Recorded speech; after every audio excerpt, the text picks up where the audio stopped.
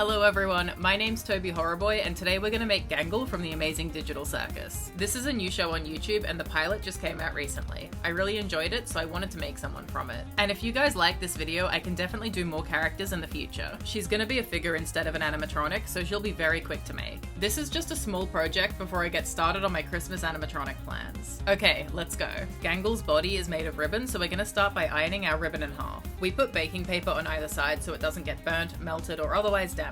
Then we pin it into place and sew the edges together. The goal here is to make our ribbon into a flat tube. Then we iron it again to make it as neat as possible. The core of the body is aluminium wire. This is lightweight, very easy to bend, and it'll hold its shape, which is perfect for Gangle. We loop the end over and crimp it flat with our pliers so it won't catch on the ribbon and thread it through. How much you'd need depends on how thick your ribbon is. From what I can tell, Gangle's torso changes between being 5 and 6 loops. I'd like to thank my housemate Egg for drinking Red Bull because the can was the perfect size for the body. We wrap our wire and ribbon around the can to create 6 loops, cut off the excess and remove the can. Her torso is thinner at the top and bottom and wider in the middle, so we bend the wire until we're happy with the shape. I positioned it so her neck is sticking up and cut both ends to the right length. Each end of the ribbon is cut into a triangle, so we're gonna do that too. To seal it so it doesn't fray, we melt the edges with a lighter. That's our torso done, let's give her some legs. We cut 2 pieces of aluminium wire and crimp both ends down. Now we take some of our ribbon and cut it a couple of centimeters shorter than the wire. We cut the ends into triangles, slide the wires in, and seal them.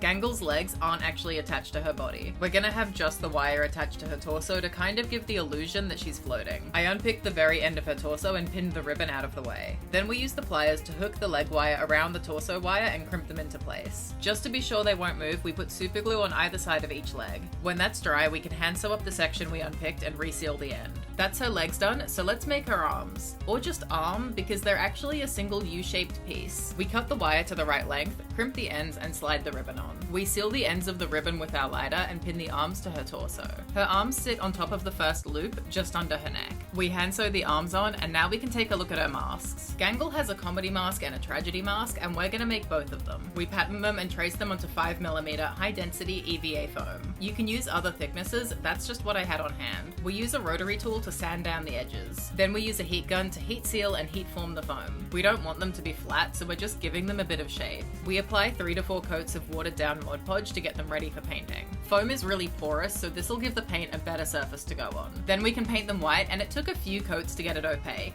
This sheet of foam used to be in a room that our cats were allowed in, so it has a bunch of little claw marks in it. They were really bothering me, so I filled the holes with foam clay. Once that was dry, I painted them white to match. And I completely forgot about one of the cracks in the comedy mask. Ideally, I would have done this when I was first cutting out the mask, but now's an okay time too. I cut it pretty wide with a craft knife because I want it to be really noticeable. Let's leave that for now and start painting on our details. We draw out where we want everything to be, and then I used my tiniest paintbrush to do the outlines. Then we can fill it in with a bigger brush. This is where it really starts to look like Gangle and not just a pile of ribbon and foam. Once it's dry, we go back in with some white paint to tidy up any weird bits and paint the crack in the comedy mask. The masks are really shiny, so I took those outside to do a clear gloss coat on them. I bought these bling droplets for her tears. Gangle is really going through it every single day, and if she has to be miserable, her tears should at least be sparkly. She deserves that much. These already had an adhesive on them, but I peeled that off so we can use a real adhesive.